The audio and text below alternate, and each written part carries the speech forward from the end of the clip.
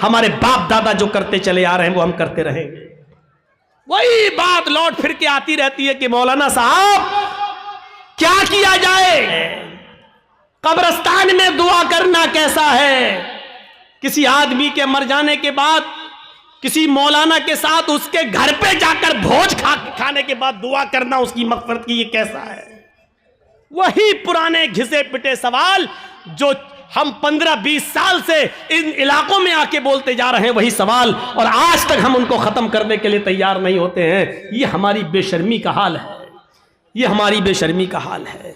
मेरे भाइयों, आज फिर एक बात को जहन में बिठा लो, दुआ करना गलत नहीं है। एक बात फिर जहन में रख लो, दुआ एक इबादत है, और इबादत वैसे की जाएगी जैसे जनाब मोहम्मद रसूलुल्लाह ने बताई है। इबादत मोहल्ले के सरदार के तरीके पर नहीं की जाएगी, इबादत मौलवी जर्जीज के तरीके पर नहीं की जाएगी, इबादत मस्जिद के इमाम के तरीके पर नहीं की जाएगी। मस्जिद का इमाम कुरान और हदीस बता सकता है, लेकिन मौलवी के तरीके पर इबादत नहीं की जाएगी। इस बात को आप हमेशा जहन में रखिए। दुआ मुख्खुल इबादा, दुआ इबादत का मग़ज़ है। दुआ के लिए आपको कोई मना नहीं करता है। दुआ जहां अल्लाह के रसूल ने हाथ उठाकर की है आप करिए, कोई मना नहीं करता है। दुआ जहां हाथ उठाकर नहीं की है वहां आप हाथ उठाकर करेंगे तो वहां हम मना करेंगे, इसलिए कि हाथ उठाना साबित नहीं है। मसलन लैट्रीन में जाने की दुआ है, अब आप लैट्रीन में घुस के पढ़िए हाथ उठा के, अल्लाहुम्मा इन्नी औज़ु बिका मिनल खुब्स वल खबाइस। अब बैठिए, बैठिए, दुआ है, क्यों हाथ नहीं उठाया? मैं पूछना चाहता हूं उन लोगों से जो मस्जिद में मजबूर करते हैं इमाम को कि हाथ उठाओ, और पब्लिक से कहते हैं हाथ उठाकर दुआ करो। अगर दुआ के लिए हाथ उठाना है तो लैट्रीन में जाने की दुआ है, बताओ क्यों नहीं हाथ उठाते हो? सब लैट्रीन में क्यों? अरे जब लैट्रीन में दुआ पढ़ सकते हो तो हाथ क्यों नहीं उठा सकते हो? जब लैट्रीन में अल्लाह का नाम ले सकते हो, अल्लाहुम्मा इन्नी औज़ु बिका, तो हाथ उठाने में क्या हर्ज है? क्यों नहीं उठाते हो? अब हमारी अक्ल कह रही है गंदी जगह पर हाथ कैसे उठाएं? अभी अक्ल ही तो कह रही है ना। तो मैं कह रहा हूं गंदी जगह पर फिर अल्लाह का नाम क्यों ले रहे हो? नहीं साहब, वो तो अल्लाह के नबी ने बताया है, तो अल्लाह के नबी ने बताया तो यहाँ अल्लाह के नबी ने हाथ नहीं उठाया तो हम हाथ नहीं उठाएंगे। अच्छा, खाना खाओ, क्या दुआ है? बिस्मिल्लाह या बिस्मिल्लाहि व अला बरकतिल्लाह, ये दुआ है खाना खाने की। अब आप खाना बैठो, जर्जी साहब खाना लग गया, बिस्मिल्लाह, अब हम खाएं, या बिस्मिल्लाहि व अला बरकतिल्लाह, अब हम बोलिए। चलो ये तो लैट्रीन नहीं है, ये तो घर है। यहां पर हाथ उठाकर अगर कोई आदमी दुआ करे बिस्मिल्लाह या बिस्मिल्लाह व अला बरकतिल्लाह, तब खाना खाए, कैसा लगेगा आपको? क्यों नहीं उठाते हो? ये भी तो दुआ ही है। साहब अल्लाह के नबी ने नहीं उठाए इसलिए हम नहीं उठाए। आ गई ना बात वही, जहां नबी ने उठाया वहां उठाओ। हम भी तो यही कह रहे हैं, जहां नबी ने नहीं उठाया वहां मत उठाओ। हम भी तो आपसे यही कह रहे हैं। अच्छा, वुजू बनाया, क्या दुआ पढ़ते हो? बिस्मिल्लाह। वुजू के बाद क्या दुआ पढ़ते हो? अशहदु अल्ला इलाहा इल्लल्लाह व अशहदु अन्ना मुहम्मदन अब्दुहु व रसूलुहु अल्लाहुम्मा जअलनी मिनत तव्वाबीन व जअलनी मिनल मुतत्तहिरीन, यही दुआ तो पढ़ते हो। अच्छा, वुजू बनाने के बाद किसी को देखा, पैर धुलने के बाद आया हो, किबले की तरफ मुंह करके अशहदु अल्ला इलाहा इल्लल्लाह वहदहु ला शरीका लहु व अशहदु अन्ना मुहम्मदन अब्दुहु व रसूलुहु अल्लाहुम्मा जअलनी मिनत तव्वाबीन व जअलनी मिनल मुतत्तहिरीन। मैं पूछना चाहता हूं क्यों नहीं हाथ उठाते हो? यहां वुजू के बाद की दुआ है, हाथ उठाना साबित नहीं है। अजान के बाद की दुआ है, अल्लाहुम्मा रब्ब हाज़िहि दावति ताम्मा व सलातिल काइमा आति मुहम्मदनिल वसीला वल फजीला, लेकिन हाथ उठाना साबित नहीं है। चांद देखकर दुआ मांगना साबित है, चांद देखकर दुआ मांगी जाए, लेकिन हाथ उठाना साबित नहीं है। इसी तरीके से कब्रिस्तान में जाकर दुआ करना जायज है। अल्लाह के नबी ने फरमाया इस्तगफिरू लिअखीकुम, अपने भाई के लिए दुआ करो। हर आदमी को मिट्टी देने के बाद अपने भाई के लिए दुआ करना चाहिए, लेकिन यहां हाथ उठाना साबित नहीं है। जैसे इन जगहों पर हाथ उठाना साबित नहीं है, ऐसे ही कब्रिस्तान में भी हाथ उठाकर दुआ करना साबित नहीं। या है तो हमें बताओ कहां है। नहीं साहब उठा लें तो हर्ज क्या है। अब इसका जवाब सुनो। अरे हमने हाथ उठाकर दुआ कर ली तो हर्ज क्या है। तो अब मुझे जवाब दो, लैट्रीन में हमने कह दिया हाथ उठाकर अल्लाहुम्मा इन्नी अऊज़ु बिका मिनल खुब्ज़ि वल खबाइस, तो हर्ज क्या है, मुझे इतना बता दो। अज़ान के बाद हमने हाथ उठाकर दुआ मांग ली है, अशहदु अल्ला इलाहा इल्लल्लाह, हर्ज क्या है मुझे बता दो। यहां आपको हर्ज लगता है, मुझे कब्रिस्तान में हाथ उठाकर दुआ मांगने में हर्ज लगता है। क्यों इस्लाम को अपने और अपने बाप दादा के तरीके पर चलाना चाहते हो। इस्लाम चलेगा तो सिर्फ फातिमा के बाप के तरीके पर चलेगा।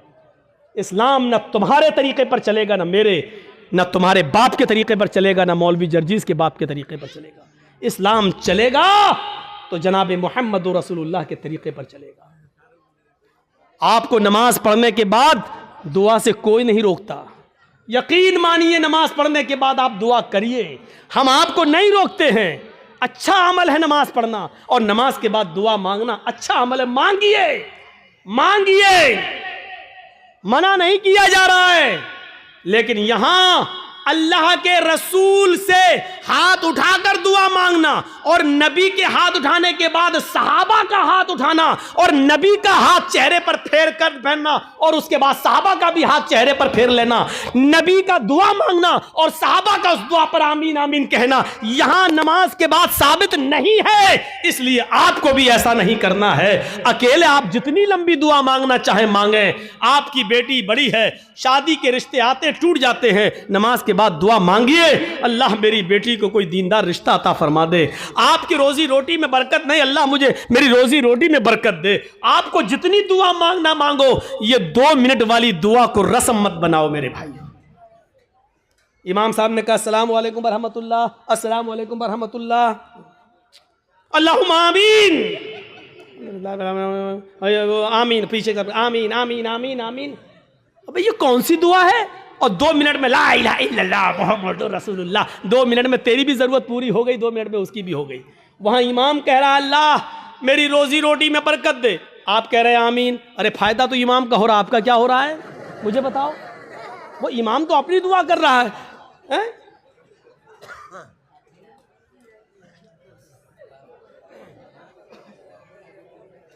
अब इमाम बेचारा कुंवारा है, शादी नहीं हुई है, इमाम कह रहा अल्लाह मुझे दीनदार लड़की अता फरमा दे, आप कह रहे हैं आमीन। फायदा तो इमाम का हो रहा, तुम्हारा क्या हो रहा है। अरे इमाम अपनी दुआ मांगे, तुम अपनी दुआ मांगो यार। इमाम की अपनी जरूरतें हैं, तुम्हारी अपनी जरूरतें हैं। इमाम का बेटा बीमार है, उसके पेट में दर्द है, वो कह रहा अल्लाह मेरे बेटे को शिफा अता फरमा। रहे तुम्हारे बाप को कैंसर है, तुम अपनी दुआ मांगो अल्लाह मेरे बाप को कैंसर है, अल्लाह मेरे बाप को शिफा कामिला और आजिला अता फरमा। अरे इमाम के साथ साथ तेरे आमीन कहने से मखसूस दुआएं हो रही हैं। इमाम तेरे लिए दुआ नहीं कर रहा है और तुम जो आमीन आमीन कह रहे हो उसमें तुम्हारे लिए दुआओं पे आमीन नहीं कही जा रही है। अरे तुम अपनी दुआ मांगो, इमाम की जरूरत 2 मिनट में पूरी हो रही है, तुम्हें कुछ ज्यादा मांगना तुम ज्यादा मांगो। ये क्या दुआ है कि जब इमाम की सारी जरूरतें पूरी हो रही हैं उसी वक्त तुम्हारी भी हो रही हैं। 2 मिनट में तुम्हारी भी दुआ हो गई, उसकी भी दुआ हो गई। अब हमने कुछ और मांगना था, लेकिन अब हम नहीं मांग पा रहे हैं क्योंकि इमाम ने हाथ फेर लिया, हमें भी फेरना पड़ रहा है?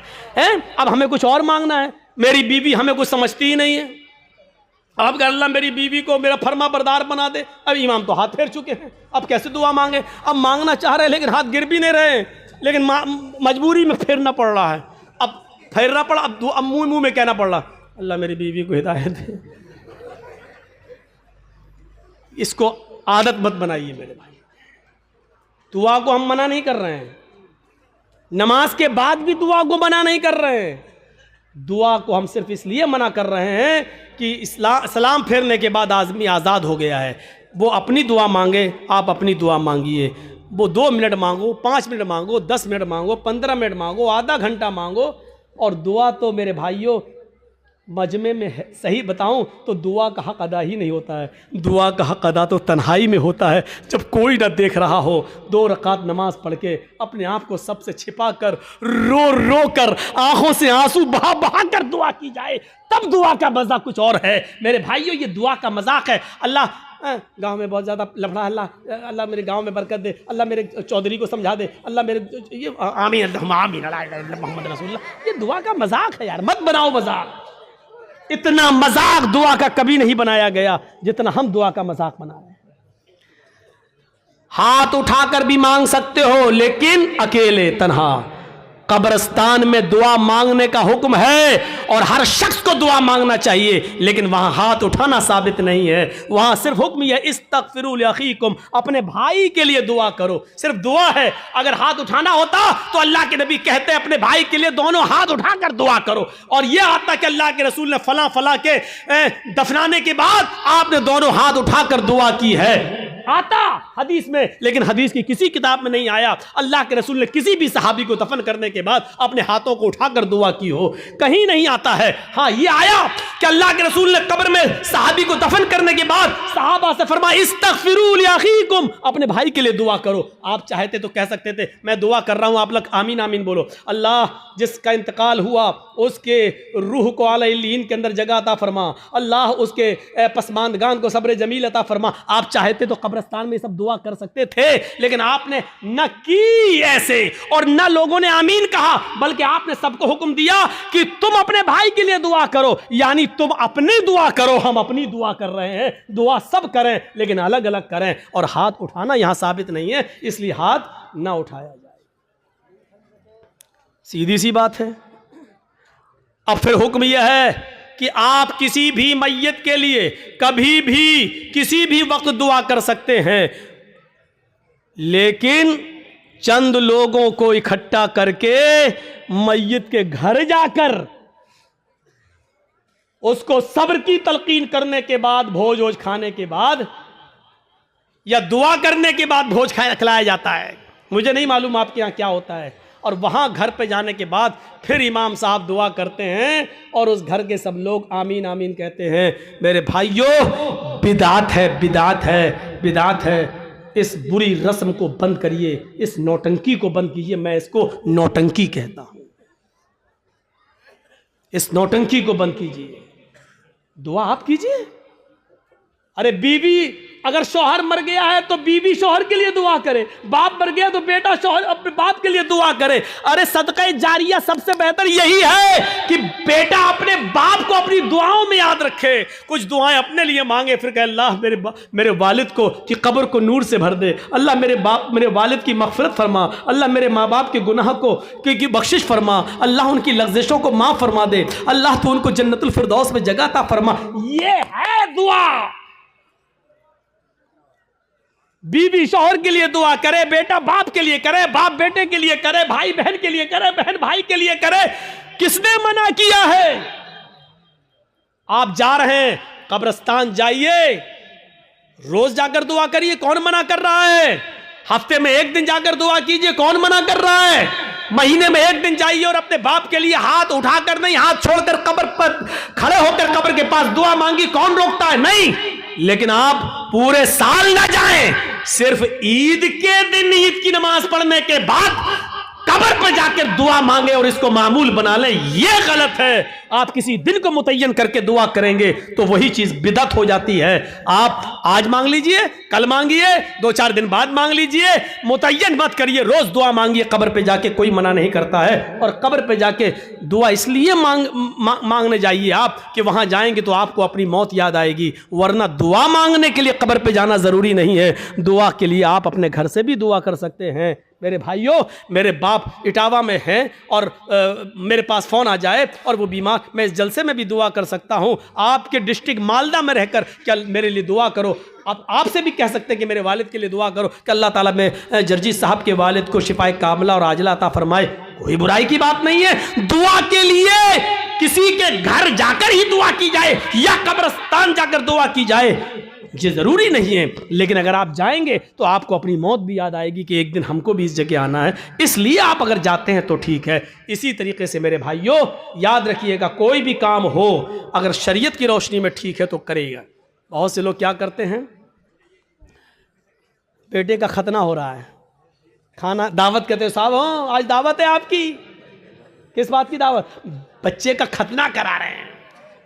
याद रखना, इस्लाम के अंदर सिर्फ 2 ही खाने को जायज़ करार दिया और उसका हुक्म है, एक वलीमा, शादी के बाद बीवी जब घर पे आए तो उस बीवी के साथ एक रात गुजारने के बाद दूसरे दिन वलीमा करना।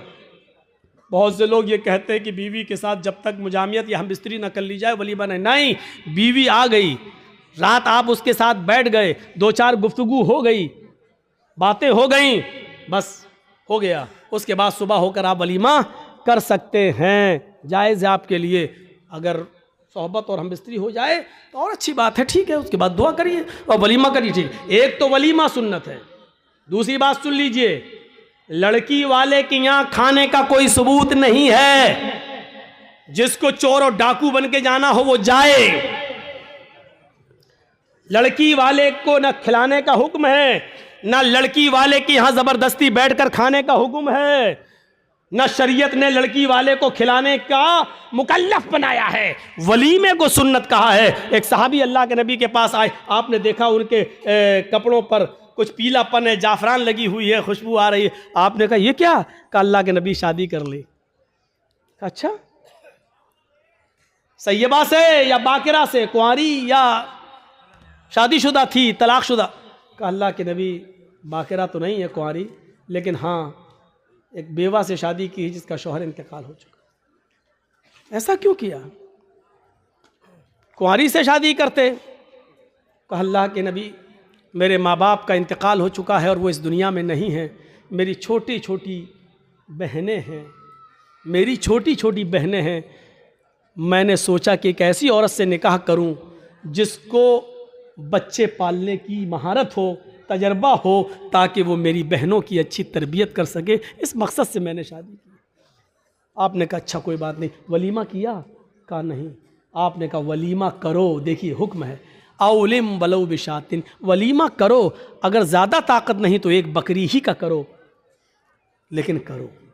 वलीमा करने से लोगों को पता चल जाएगा कि इसकी शादी हुई है, ये लोग नाजायज़ तरीके से नहीं रह रहे हैं, जायज़ तरीके से रह रहे हैं।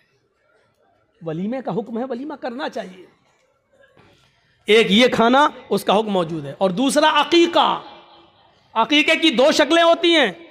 2 शक्लें ये हैं कि 7वें दिन जब आप बच्चे का अकीका करें तो मोहल्ले के लोगों को आप बुलाकर अपने घर खिला भी सकते हैं, लेकिन मोहल्ले वालों को बुलाने के साथ साथ गरीबों का ख्याल रखा जाए। ऐसा ना हो कि सिर्फ अमीर आए और गरीबों को नज़रअंदाज कर दिया जाए, क्योंकि गरीबों का हक ज़्यादा है इसमें। गरीब और मिस्किन ढूंढे जाएं, कौन है ज़रूरतमंद, उनकी दावत दी जाए। एक तो ये तरीका है, और दूसरा तरीका अकीके का ये है कि अगर आप सबको बुलाकर अपने घर नहीं खिलाना चाहते हैं तो अगर लड़की है तो 1 बकरी, लड़का है तो 2 जानवर ज़िबा करके उसका गोश्त गरीबों, मिस्किनों में और मोहल्ले के लोगों में तकसीम कर दिया जाए, तब भी आपका अकीका हो जाएगा। अपने घर खिला भी सकते हैं, ये एक अकीका। अकीके के अलावा, वलीमे के अलावा और कोई खाने का हुक्म और सबूत नहीं है हदीस के अंदर। यहां तक कि कोई हाजी हज करके आता है और वो खुशी में अपने गांव वालों को खिलाता है, इसका मतलब यह है कि वो अपने हज की रिया और नमूद कर रहा है, दिखावा कर रहा है, लोगों को ये बता रहा है कि देखो मैं हज करके आया हूं, इस खुशी में मैं लोगों को खाना खिला रहा हूं। हाजी को हज का खाना भी नहीं खिलाना चाहिए। अगर ऐसी इबादतों पर खाना खिलाना जायज़ होता तो फिर नमाजी को नमाज पढ़ के आने के बाद भी खिलाना जायज़ होता, फिर ईद की नमाज पढ़कर भी किसी को दावत दे तो उसकी दावत भी जायज़ होती। मेरे भाइयों, क्योंकि यह इबादत है और फिर इबादत पर फिर एक आम रस्म बन जाएगी। फिर ज़कात देने वाला ज़कात देने की खुशी में खिलाएगा, लो आज हमने 30 ज़कात दी। फिर रमज़ान का रोज़ा रखने के बाद 30 रोज़े पूरे होने के बाद फिर लोग की दावत दो, मैंने 30 रोज़े रख लिए। लो, हज भी एक इबादत है। जब इन इबादतों पर आप किसी को खाना नहीं खिलाते हैं तो हज पर भी आप किसी को खाना नहीं खिला सकते। जब हज जैसी इबादत पर खाना नहीं खिला सकते तो फिर खतने का खाना कैसे जायज़ हो सकता है? मेरे प्यारे साथियों, खतने का खाना जायज़ नहीं है, ना खतने की दावत जायज़ है। हाँ, अगर अकीके वाले दिन ही आप बच्चे का खतना कर रहे हैं तो लोगों को अकीके की दावत दीजिए, खतने की दावत मत दीजिए। और ये कहिए कि हमारे यहाँ अकीका हो रहा है, अकीके का खाना खाइए। और मैं खतने का नहीं, खतने की अगर कोई दावत देता है तो आप उस दावत को रिजेक्ट करिए और उस खतने की दावत में आप मत जाइए, क्योंकि खतने की दावत में शिरकत करना जायज़ नहीं है। मेरे प्यारे साथियों, ये चंद बुनियादी मसाइल थे जो मैंने छेड़ दिए हैं आपके कहने पर, लोगों के बताने पर। मुझे उम्मीद है कि अब आपकी अक्ल में अच्छी तरह बैठ गए होंगे। हम अल्लाह से दुआ करते हैं कि बारे अल्लाह हमारी ख़ताओं को माफ़ फरमा दे, गुनाहों को बख्श दे, हमारे अंदर ईमान की कैफियत पैदा फरमा दे, ईमान की ताकत हमारे अंदर पैदा फरमा दे। और फिर वही दुआ कि अल्लाह जब तक तू हमें ज़िंदा रख, इस्लाम पे ज़िंदा रखना, और जब हमारा ख़ात्मा हो तो ईमान पर हमारा ख़ात्मा फरमाना। वमा अलैना इल्लल बलागुल मुबीन।